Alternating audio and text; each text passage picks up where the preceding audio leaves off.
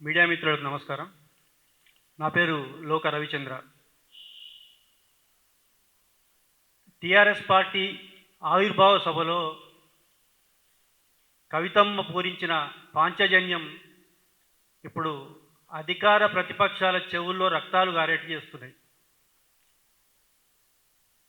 ఇక్కడ ఈ రాష్ట్రంలో విచిత్రమైన పరిస్థితి ఉన్నది. అధికార పార్టీని తిడితే ప్రతిపక్ష పార్టీ స్పందిస్తుంది, ప్రతిపక్ష పార్టీని విమర్శిస్తే అధికార పార్టీ స్పందిస్తుంది. ఇట్లాంటి పరిస్థితి బహుశా ఎక్కడ ఉండకుండొచ్చు. దానికి కారణం కవితమ్మ. ప్రజల సమస్యల పట్ల కవితమ్మ పోరాడుతున్న తీరు ఈ రెండు ప్రధాన పార్టీలను భయభ్రాంతులకు గురి చేస్తున్నాయి. మరమనిషి అని కేసీఆర్ను తిట్టినందుకు అధికార కాంగ్రెస్ పార్టీ ఉలిక్కి పడుతున్నది. రాజగోపాల్ రెడ్డి, మహేష్ గౌడు, వివేకు, అడ్లూరి లక్ష్మణు, ఇట్లా కాంగ్రెస్ మంత్రులు, పిసిసి నాయకుడు వీళ్ళంతా కూడా కేసీఆర్ను తిట్టినందుకు స్పందించడం అనేది వాళ్ళ కూసాలు కదులుతున్నాయి అని చెప్పడానికి ఒక నిదర్శనం. కేసీఆర్తోని మాకు పంచాయతీ, నిజంగానే పంచాయతీ ఉంది, కానీ పాత కేసీఆర్తో కాదు, మాకు మారిన కేసీఆర్తో పంచాయతీ, మరమనిషిగా మారిన కేసీఆర్తో పంచాయతీ. ఎందుకంటే 14 సంవత్సరాలు రాష్ట్ర ప్రజలు ఒక కొత్త రాష్ట్రాన్ని సాధించడానికి, రాష్ట్ర ప్రజల కష్టాల్ని తీర్చడానికి పోరాడిన వ్యక్తి, ఆ తర్వాత 10 సంవత్సరాలు అధికారంలో ఉన్న వ్యక్తి ఇప్పుడు కర్కోటకుడి పాలనలో అరాచకాలు జరుగుతున్నా కనీసం స్పందించకుండా ఫామ్ హౌస్కే పరిమితమైన కేసీఆర్ పైన మరమనిషి అని కాకుండా ఇంకేమైనా పేరుంటే మీరే పెట్టండి. కనీసం మానవత్వం ఉన్న ఎవరైనా ప్రజా సమస్యల మీద స్పందిస్తారు.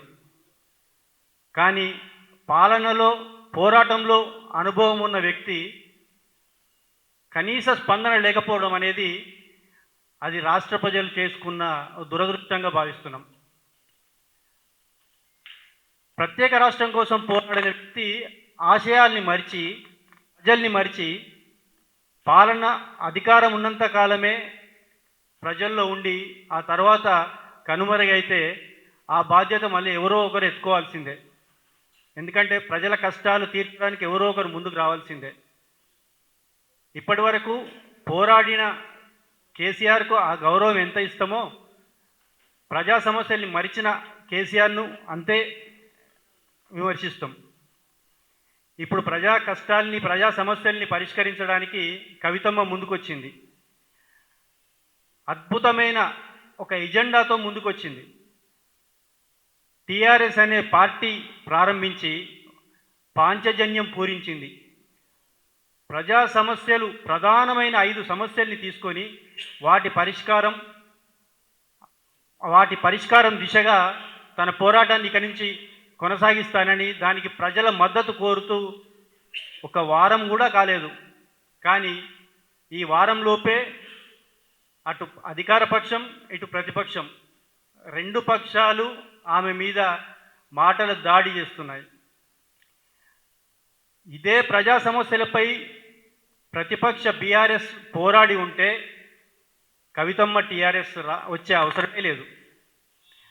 ఇదే 420 హామీలు ఇచ్చి ఫేక్ హామీలతో ప్రజల్ని మోసం చేస్తూ దాదాపు 2.5 సంవత్సరాలు అధికారం ఎంజాయ్ చేసిన కాంగ్రెస్ పార్టీ ప్రజలను గుర్తుంచుకుని ప్రజా సమస్యల్ని పరిష్కరిస్తే కవితమ్మ టీఆర్ఎస్ రావాల్సిన అవసరమే లేదు. కానీ అటు అధికార పక్షం, ఇటు ప్రతిపక్షం రెండు కూడా కాంట్రాక్టులు, కమిషన్లు, పదవుల ఆరాటం వీటిపైనే దృష్టి పెట్టింది. ప్రజల మీద అసలు ఈ రెండు పక్షాలకు లేదు. కేంద్రంలో అధికారంలో ఉన్న మరో పక్షం అది ఉన్నమా అంటే మేము అధికారం అనుభవిస్తున్నామా అంతే చాలు అన్నట్టుంది తప్ప ప్రజల్లోకి వెళ్ళే సాహసం కానీ ఒక వ్యూహం కానీ బీజేపీకి లేదు. ఇట్లాంటి పరిస్థితుల్లో కవితమ్మ లాంటి ఒక గొప్ప శక్తి ఒక గొప్ప ఆశయంతో జనంలోకి వచ్చింది. ఆమెను ఆదరించాల్సిన అవసరం జనాలకు ఉంది. ఆమె ఎత్తి చూపుతున్న సమస్యల్ని అర్థం చేసుకోవాల్సిన అవసరం అధికార పక్షానికి ఉంది. ఇది మరిచి క్యారెక్టర్ అసోసియేషన్ చేయడం అనేది చాలా దారుణమైన విషయం. ఆమె తండ్రిని విమర్శించి రాష్ట్రానికి తల్లి ఎలా అవుతుందని అనడం అంత అవివేకం ఇంకోటి లేదు. ఇన్ని సమస్యల్ని మీ ముందుంచింది, పాంచజన్యం పేరుతో ఇన్ని సమస్యల్ని మీ ముందుంచింది. అది మీరు పరిష్కరించలేని సమస్యలు, మీరు మర్చిపోయిన విస్మరించిన సమస్యల్ని ఆమె ముందుంచిందంటే ప్రజల్ని, రాష్ట్ర సమస్యల్ని ఆమె ఎంతగా అర్థం చేసుకున్నదో ముందు అది తెలుసుకోవాలి. కవితమ్మ టీఆర్ఎస్ పార్టీ 10 నెలల పాటు వేచి చూసింది ప్రతిపక్షం నిద్రలేస్తుందేమో అని. లేదు, 10 నెలల ఎదురు చూసిన తర్వాతే తను రంగంలోకి దిగింది.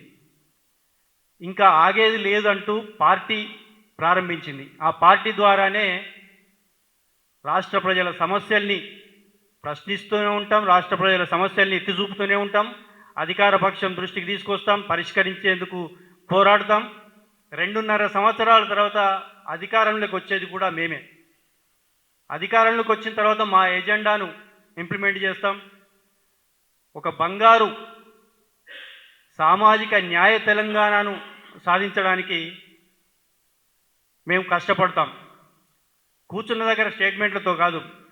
ఇప్పటికే తను జనం బాటలో మొత్తం రాష్ట్ర ప్రజల్ని పలకరించింది, రాష్ట్ర సమస్యల్ని తెలుసుకున్నది. ఆమెకున్న అవగాహన ఇప్పుడు అధికారంలో ఉన్న పక్షానికి కూడా లేదు. కేవలం అధికారం, కమిషన్లు, కాంట్రాక్టుల కోసం కొట్లాడుతున్న కాంగ్రెస్ నాయకులకు ఇదే చెప్తున్నాం. వచ్చే ఎన్నికల్లో అధికారంలోకి వచ్చేది కవితమ్మ టీఆర్ఎస్, రాష్ట్ర ప్రజల సమస్యల్ని పరిష్కరించేది కవితమ్మ టీఆర్ఎస్. మీరు తట్టుకోలేక ఆమె దాడిని, ఆమె ధాటిని, రాజకీయంగా ఆమె ఉధృతిని తట్టుకోలేక చేస్తున్న ఈ అవాకులు చెవాకులు మానుకోవాలని ఈ సందర్భంగా విజ్ఞప్తి చేస్తున్నాం. జై తెలంగాణ.